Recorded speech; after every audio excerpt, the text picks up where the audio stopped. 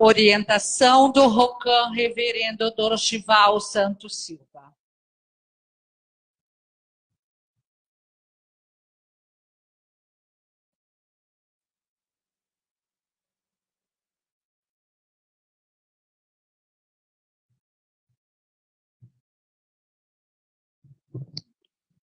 Boa tarde a todos. Parabéns, dona Edna. Renovação, perna nova, né? Júlia, parabéns. Demorou, foi difícil essa mulher, só nos tabef, né? Era para poder acordar para fazer aula, né? Meu amigo Edmar, muito bem-vindo e uma honra poder ter outro lugar. Me sinto muito honrado. Depois que acabar a transmissão, eu vou falar uma coisinha que eu tenho que mostrar algo para vocês, né? Nesse dia de hoje, o Salmo é muito profundo, o julgamento final. E dentro desse julgamento final, dentro desse Salmo, o trecho final fala assim: próximo está a separação entre o bem e o mal. Permanece o homem com o coração atento. Eu fiz uma palestra, tomara que eu consiga passar o que eu procurei entender em cima disso. É uma palestra que se chama Renascimento Espiritual. Eu falei um pouco dela na aula de quarta-feira, que nós não transmitimos, mas transmitimos na quinta. Mas eu procurei, e essa palestra foi danada para montar. Acho que eu mexi nela 300 vezes. Mas, assim, por quê? Porque o tema dela é assim. Hoje eu não sou igual ontem. Agora eu não sou igual a 1 hora atrás. Não é? Ontem, na preparação para o culto aqui, na dedicação, de manhã fizemos oração e começamos. No dia anterior já ter sido lavado o senhor Dilcinho, o pessoal ter lavado a nave e tal. Eu falei, eu vou lavar o banheiro hoje. Esse banheiro foi uma novela. Comecei a lavar o banheiro, estava tudo... E como eu ensino a lavar o banheiro, eu estava fazendo do jeito que eu ensino sempre. Aí, uma pessoa de Quebana pediu, vem até o metrô para poder buscar as flores. Aí eu falei para o senhor Dilcinho, ninguém mexe nesse banheiro. Nem entra aqui, vai lá no matinho lá fora. Aí eu fui lá buscar o negócio. Cheguei, tô lá mexendo no banheiro, tem que sair para comprar oferenda. Bora comprar oferenda, ninguém mexe nesse banheiro. Quando eu voltei, eu terminei o banheiro. E ficou filezinho. À tarde, a dona Diba lavou de novo. Né? Mas assim, o grande lance desse banheiro, da dedicação em si, é porque eu praticamente mexi nele 3 vezes. 3 vezes. E cada momento, e veja, eu já ensinei como limpar o banheiro, né? O vaso é o seu passado. Tudo aquilo que não serve mais para sua vida, tem que limpar, lavar. E não é lavar, jogar, não é isso. Isso qualquer um faz. É que tem que entrar nesse processo de limpar o banheiro como se estivesse limpando sua alma. Aquilo que não serve mais na minha vida, o meu passado, aquilo lá me atrapalhou muito. Para que eu estou guardando essa mágoa, joga fora e bote a mão no trem lá. O chão é o seu presente. Quando eu limpar o chão do banheiro, eu tenho que procurar encontrar aquilo que ninguém vê. Onde que eu estou errando? Onde tem sujeirinha encruada lá? Isso, o que na minha vida está refletindo? O que está errado que eu não estou conseguindo enxergar? E quando eu for limpar a pia, os espelhos, é o seu futuro. Como você quer se ver? Então, como são 2 banheiros, eu nem sei mais porque eu fiz tudo 3 vezes. Não estava feia a coisa, né? E tem a ver com essa palestra, Renascimento. No mês passado, na palestra do mês passado, eu falei sobre a importância de usarmos os nossos dons nos servir. Sobre descobrirmos quais são os potenciais que Deus e Meixo Sama nos deram e que não temos usado como eles gostariam que usássemos. Para seguirmos em direção ao mais elevado nível espiritual e material, devemos libertar nossas habilidades e nossos talentos, pedindo que sejam utilizados por Deus para ajudar na cura do mundo. Muita gente sabe que tem talento, mas não sabe como utilizá-lo.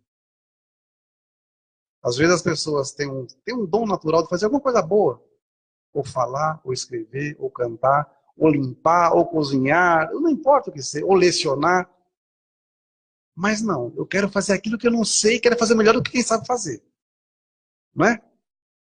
Então, assim, se eu não sei cantar e sou uma gralha desafinada, para que eu vou ficar insistindo em querer cantar? Mas eu sou um excelente compositor. Né? Mas não que eu quero cantar, eu quero que as pessoas saibam que eu canto. Então, às vezes, as pessoas entram em um baita de um conflito gigantesco porque elas querem ser aquilo que elas não são. E elas são excelentes naquilo, em outras coisas e perdem tempo. Perdem tempo. Isso é um ego que não vale a pena. É uma vaidade vazia, que não serve para nada. Puro sofrimento banal. Né? Estamos vivendo uma época de grandes transformações internas e externas. Muitas mudanças estão sendo exigidas de nosso ser e estar. Sempre que preparo uma palestra, fico focado no salmo e no ensinamento, mas também fico atento aos sinais, nas conversas que tenho, nas notícias que acompanho.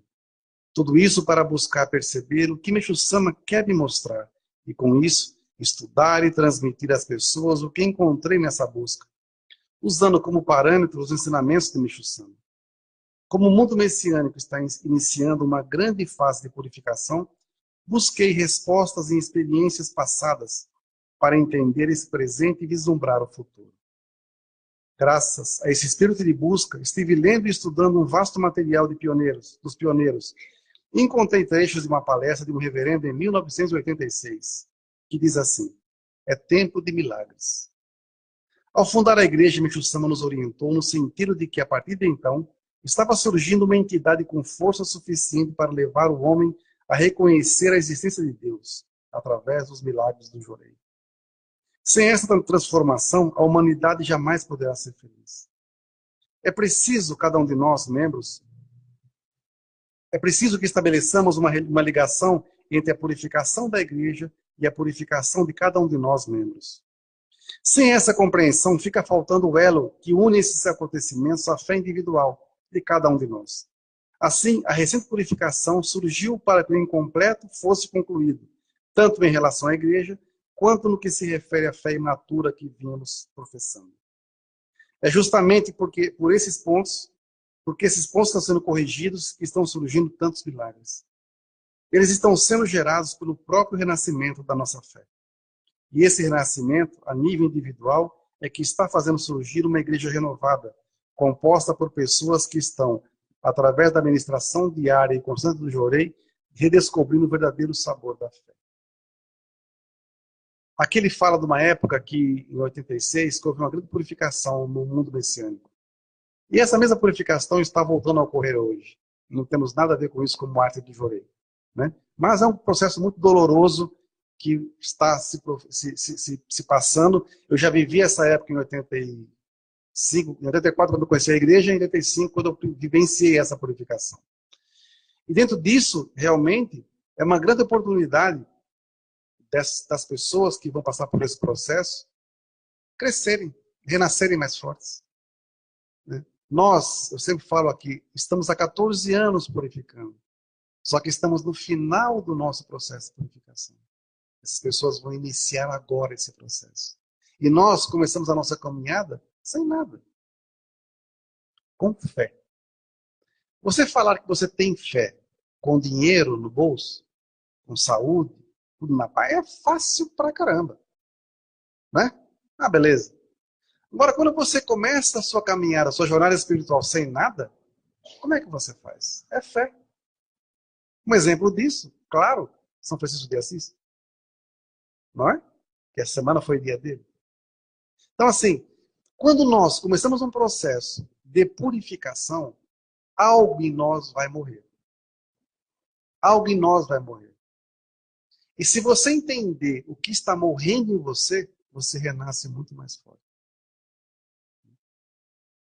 Percebemos que somente um renascimento espiritual pode auxiliar não somente o messiânico, mas toda a humanidade a sair do caos. Devido às pessoas terem abandonado a espiritualidade ao longo dos séculos, submetendo-se aos modelos apresentados por líderes oportunistas de cada época, é que permitiram o seu afastamento em relação às leis espirituais.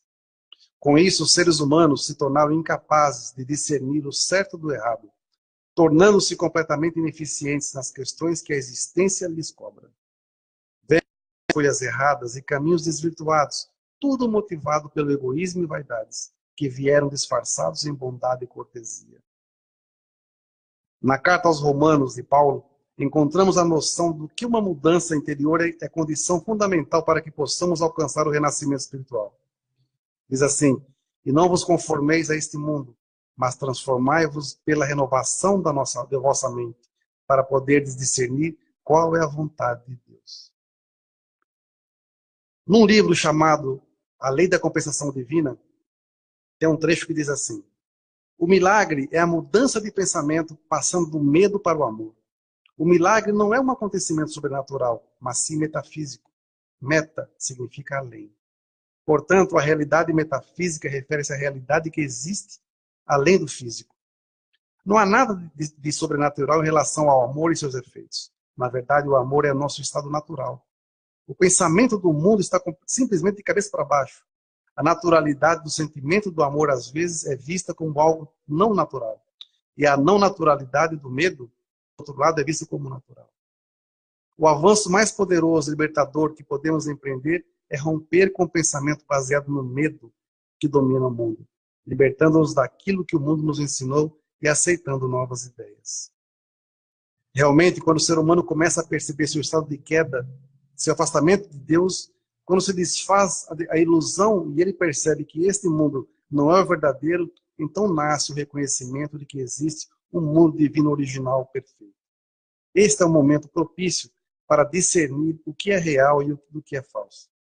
Então, toma-se consciência de que a verdadeira autoajuda começa com uma revolução completa dentro de si mesmo, uma mudança absoluta, uma mudança fundamental. Morrer não é fácil. Quem aqui já morreu? Como nunca morreram? Pensa cada sofrimento que vocês já passaram na vida. Pensa cada dor que vocês já tiveram nas suas vidas. Pensa em cada derrota que vocês tiveram nas suas vidas. Não é? Isso é uma pequena morte. Mas como é que você renasceu depois?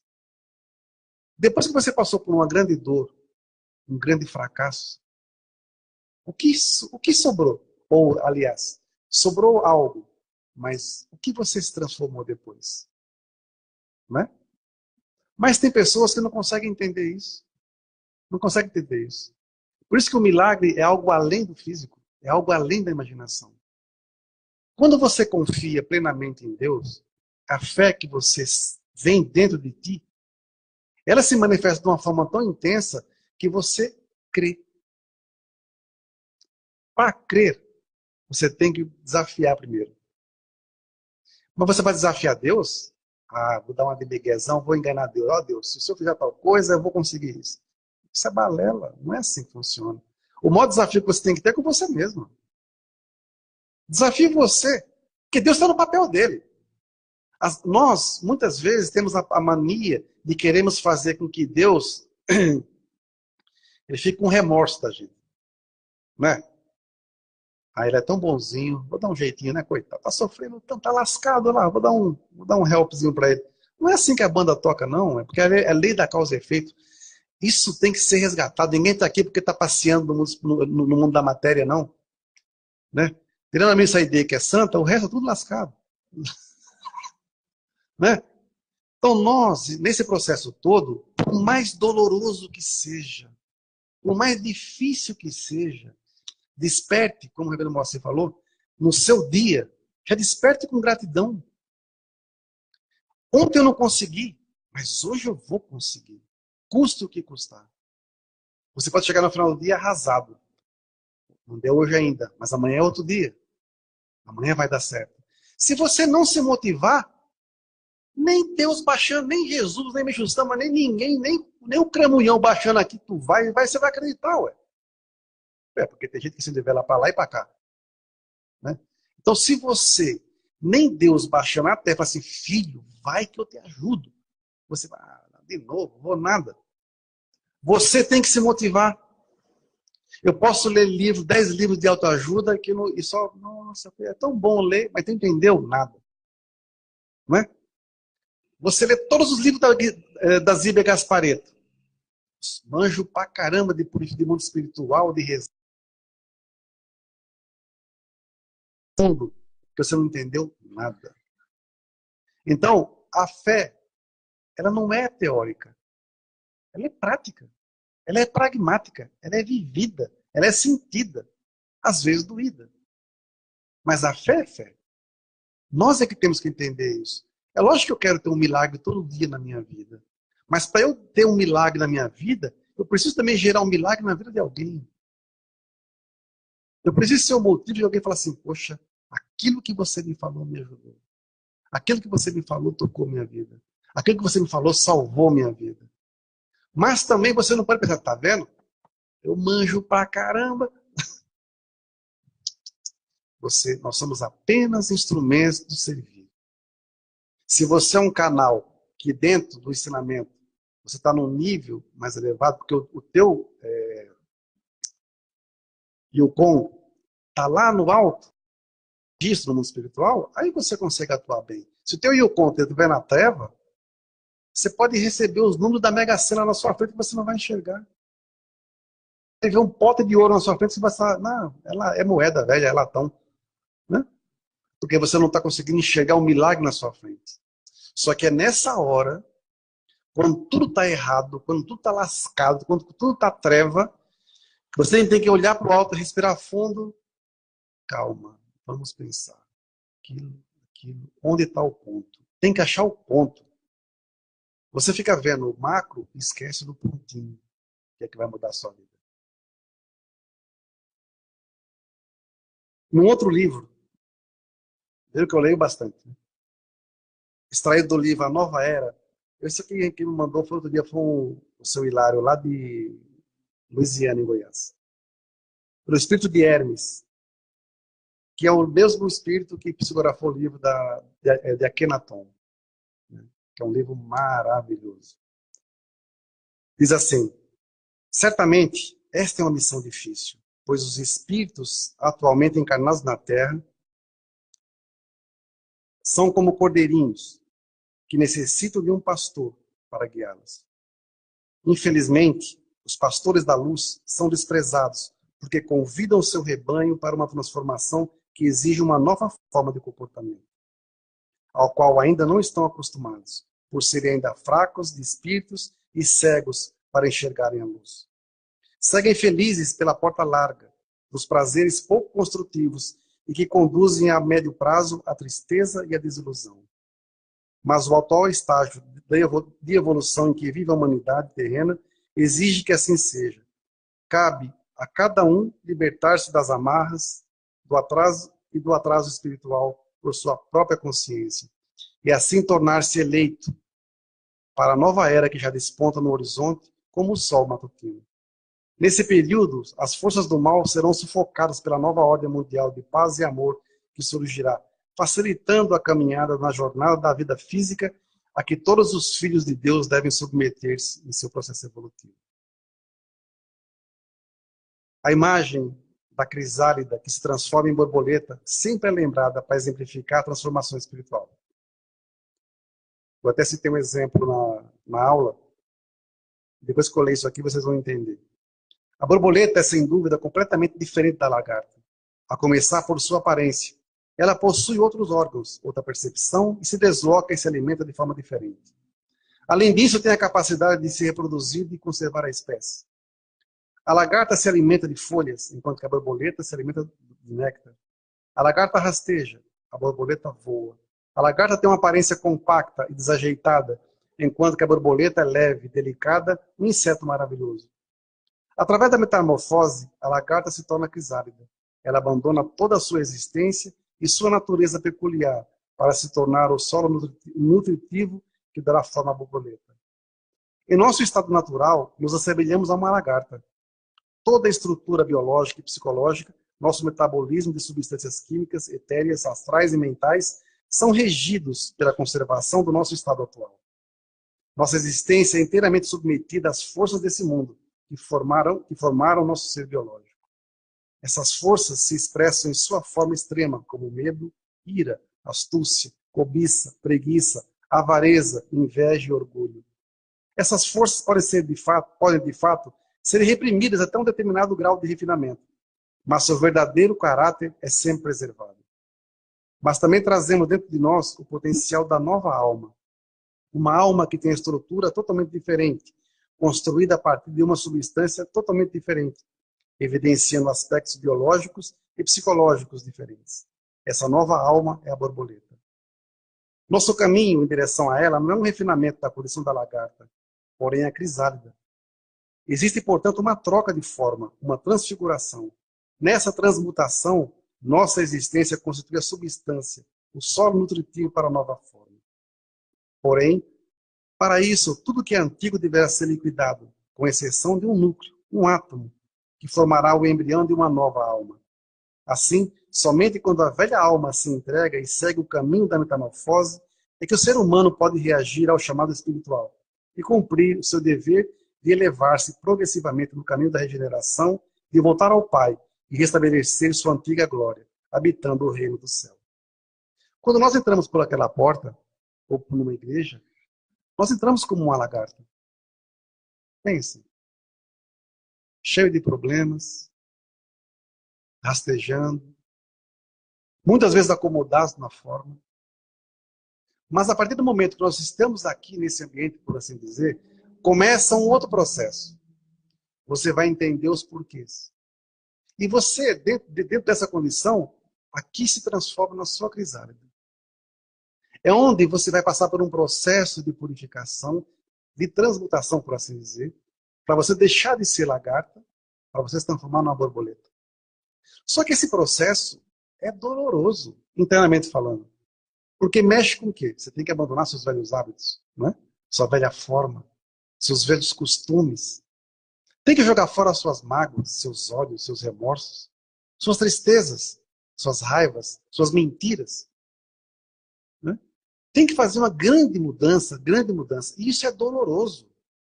Porque você não tem para onde correr. Não é? Você vai se transformar numa nova pessoa. Porque não tem como comparar você como lagarto e depois você virar uma borboleta. Né? Nunca ninguém vai dizer que é a mesma pessoa, vamos dizer assim.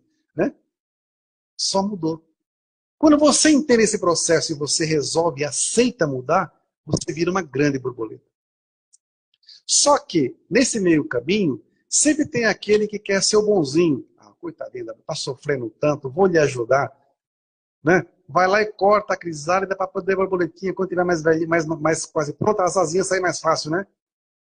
Ela nasce como depois? Atrofiada. Porque ela não passou por um processo completo de purificação para ser forte, bela, altiva, vitoriosa. Porque alguém quis ajudar. Não é? A ajuda que nós damos aqui na igreja é com oração, jorei, ensinamento, acolhimento, apoio, até algumas broncas. Se você entender isso para o seu crescimento, você vai ser uma grande borboleta. Mas se você fugir para tentar encontrar a resposta, que alguém corte a sua crisálida para você chegar mais rápido, você vai crescer atrofiado. Porque você não vai... Vai ser pior ainda, né? Eu podia falar assim, vai ser uma borboleta manca. Mas não é difícil a borboleta manca, né? Vai ser meio lesadinha, né? Então nós não podemos nos permitir... Pera, quer me ajudar? Ore por mim. Ore para que eu tenha força. Ore para eu vencer. Ore para eu sair disso. Não, mas eu quero... Ore por mim. Porque muitas vezes você ajuda já pensando no que você vai ganhar depois. Né? Veja, é igual o ministro, não é o nosso caso. O reverendo que você vai orientar. Aquela casa, venda. Mas não esquece de Deus. Né? Tem que doar, tem que fazer. Confunde o sentimento de gratidão com a graça, com o remorso. Vai gerar um remorso nisso tudo. Então, se você entender esse processo todo, você vai virar uma grande borboleta. Só que, eu não lembro agora qual o tempo de preparo, o tempo que fica entre crisálida e borboleta. Tem um período, né? E também tem borboletas que têm apenas 24 horas de vida. Né? Imagina, você passou mó tempão e você vira borboleta. Eu só tenho 24 horas para fazer tudo. Viver, encontrar alguém, procriar, viver mais um pouquinho e morrer. Muitas vezes nós, como borboletas nessa vida, por assim dizer, não damos valor a um minuto da nossa vida. Imagina essa borboleta que tem 24 horas, o que ela faz. É lógico que os 24 horas do dia dela é uma eternidade, talvez. Né? Mas para nós, que nós não sabemos quanto tempo temos de vida, nós não valorizamos nada. Aí você olha para trás, ixi, já estou com 50 e tal. Ixi, já estou com tanto, já estou com isso, já estou com tudo. E você vê que o tempo passou e você se lascou todo, porque você ficou preso como lagarto. Quando eu comecei no exército, que eu tinha 18 anos que eu me alistei, e fui servir, uma pessoa falou assim, ih, meu amigo, tá tranquilo. Depois de 18 anos, o tempo voa. E voa. Já se passaram trocentos anos, e eu lembro até hoje, quando eu servi, como eu ia, como eu fazia, a Ordem Unida, tudo mais, as diversões todas. Eu lembro até hoje. Mas parece que foi ontem, não é? Parece que foi ontem. Mas já se passaram quase 30 anos. Quase 30, não mais. Ixi, estamos velho, paradel. Né? Então, assim, vejam como nós perdemos tempo com porcarias. O que nos impede de voar? Nada. Então aproveite cada momento da sua vida, cada dia, cada situação. Se foi dificuldade? Maravilha, vamos enfrentar, ué. É fácil, assim, brigar, lutar contra uma dificuldade? Claro que não. Uma doença séria, um problema financeiro, um conflito. Não é fácil você passar por isso. Desde que você consiga sair da sua zona de conforto e se enxergar onde tem que melhorar e mudar. Nós temos por hábito transferir culpas. Culpa de fulano, culpa de Beltrano, culpa de Cicrano. E você esquece que você tem que estar dentro da sua crisálida para se transformar numa borboleta. E nesse processo todo, ninguém vai poder interferir, senão vai nascer atrofiado. Eu preciso melhorar como ser humano, então eu tenho que deixar essa crisálida, que é o meu momento, me ajudar a me transformar. Se hoje o seu trabalho está complexo, entenda que aquilo ali é a sua crisálida. Se a sua família está com problema, aquilo ali é a sua crisálida. Então entenda que o processo de purificação é a sua crisálida, para você conseguir voar. E voar bem.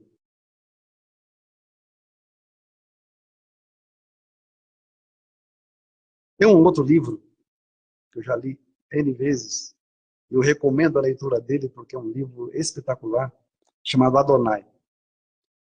E tem um trecho numa conversa entre o mestre e o discípulo que fala desse renascimento, onde após passar por vários sofrimentos e lutas internas, diz assim, só para ilustrar mais ou menos assim, ele tem que passar por uma grande mudança interior, uma busca por si mesmo. E ele vai para um lugar, né? E ali ele sofre horrores. Horrores, horrores, horrores. Ele pensou que tinham se passado dias ou semanas. E na realidade passaram-se apenas 45 minutos, né? 45 minutos. Em 45 minutos, mais ou menos, ele viveu ou sofreu como se tivesse sofrido semanas. Né? Aí fala assim, o mestre fala para ele assim, talvez possas perguntar, para que todas essas preparações? E eu te respondo, para chegar a ser um mago. O homem deve possuir a magia. E o que é a magia? É o saber para onde agir. O marinheiro sem bússola não pode atravessar os mares. E o mago sem consciência perfeita não pode penetrar no mundo invisível. Os homens acreditam que a magia é poder sobrenatural. Eles estão equivocados. E nós não podemos convencê-los do contrário. A magia é a ciência da lei natural. Todo homem é mago, porém nem todo mago é consciente da sua magia. Amar o próximo é uma lei, perdoar e amar os inimigos é magia. Porque aquele que perdoa e ama é um mago, consciente da lei. A saúde é a lei, mas curar o enfermo é magia. porque o curador guia o doente no caminho da lei. Tudo na vida é magia, e magia é saber agir segundo as leis cósmicas, de maneira que, para poderes entrar no mundo invisível, conscientemente era necessário eliminar primeiro os entraves que te separam dele. Como a tua natureza ignorante e teu fumo sufocante. Então, o fogo consome os detritos internos, e a energia te abre o caminho em teu próprio sistema nervoso, que é a ponte lançada sobre o abismo que separa o homem do seu destino interno.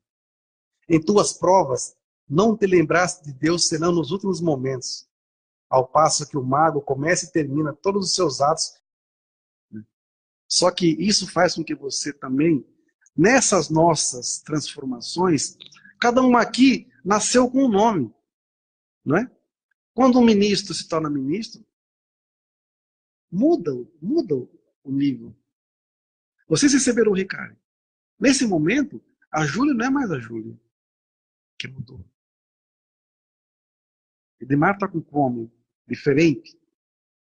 Mas na sua missão, você vai notar hoje a diferença quando você voltar. Porque você não comprou.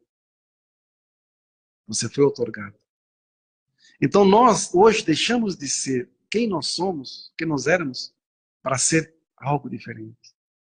É a lagarta, borboleta. Né? Lagarta e borboleta. Nesse livro, como fala aqui, né? Em tuas provas não te lembraste de Deus, senão nos últimos momentos. E muitas vezes nós, pela nossa arrogância, nossa presunção, nossa prepotência, nós achamos que somos os caras. Aí depois que o couro come, a gente vê que nós não somos nada. Não é? Mas por que a gente é tão teimoso assim? Por que tem que tomar um tanto tabefe na orelha para poder aprender? Não é? Não é mais fácil fazer a coisa, o caminho mais fácil? Essa magia que Adonai fala no livro, esse aqui foi o mestre dele que fala, Aristóteles, ela faz com que você entenda esse algo mais. Né? Entenda que quando você faz algo diferente, essa mudança que ocorre é magia. Essa mudança interna, essa transformação é magia. Essa ligação com Deus que nós temos. Certo?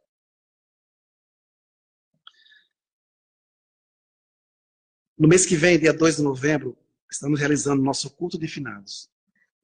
E a importância dessa data não é apenas para nos lembrar dos entes que já partiram, mas entender também que um dia fomos antepassados e através dessa cerimônia, ao preenchermos os formulários, ao oferecermos nossa gratidão, podemos estar homenageando a nós mesmos. Se temos o sentimento de amor e gratidão ao nosso histórico espiritual, com certeza nosso presente se fará melhor e nosso futuro será abençoado.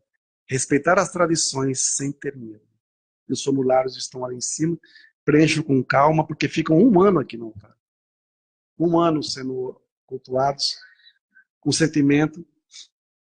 E como tem muita coisa acontecendo, esse retorno que os antepassados estão nos fazendo, nos presenteando, é sinal que vem muita coisa boa por aí.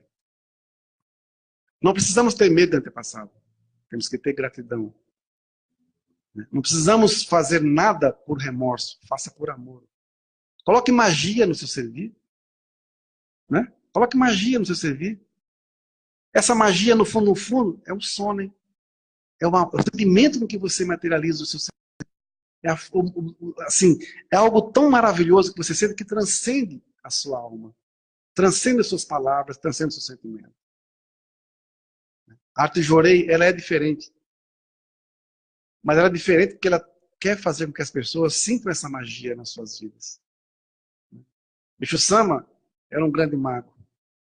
Ele conseguiu mudar a vida e sentimentos de muitas pessoas com corações congelados. Né? E é isso que nós também temos que ter. Esse sentimento. Né? De transformar vidas.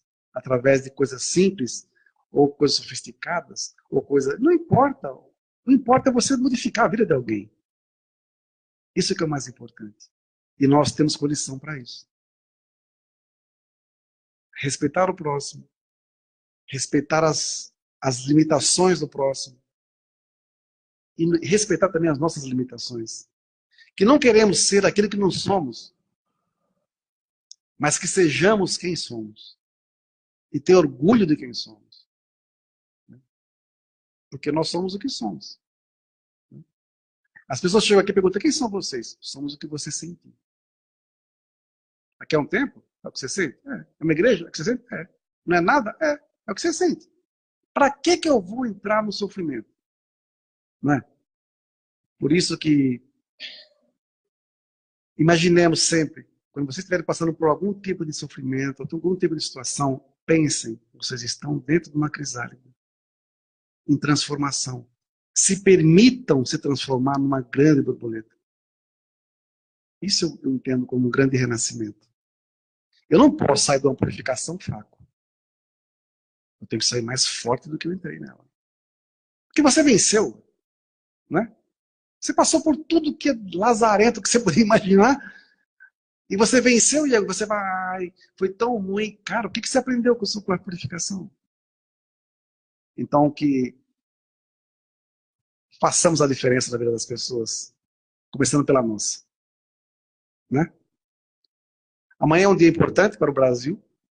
Então, teremos que eleger nossos presidentes, alguns governantes e outros dirigentes, por assim dizer.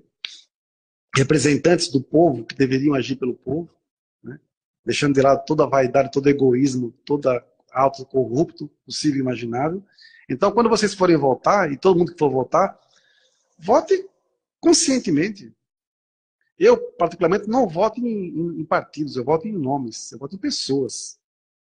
Porque é assim que eu aprendi. É assim que eu aprendi. Porque se eu conheço a pessoa e sei em quem estou votando. Né? Não se enganem, não se iludam, porque é o Brasil que está em jogo. Né? O nosso futuro, sim, mas tanta coisa pode acontecer. E também faz parte do que o Meshama fala aqui. Né? Essa destruição para a grande construção. Olha, nós estamos num processo assim. Muita coisa está desabando para ser reconstruída. Muitas máscaras estão caindo para mostrar quem realmente são. E nós temos que ficar numa posição de espectadores, mas consciência da nossa missão. Não podemos ficar acomodados. Né? Precisamos fazer algo mais. Por isso que o nosso sentimento, nossas orações têm que ser amplas. Tem muita coisa boa acontecendo. Muita coisa boa.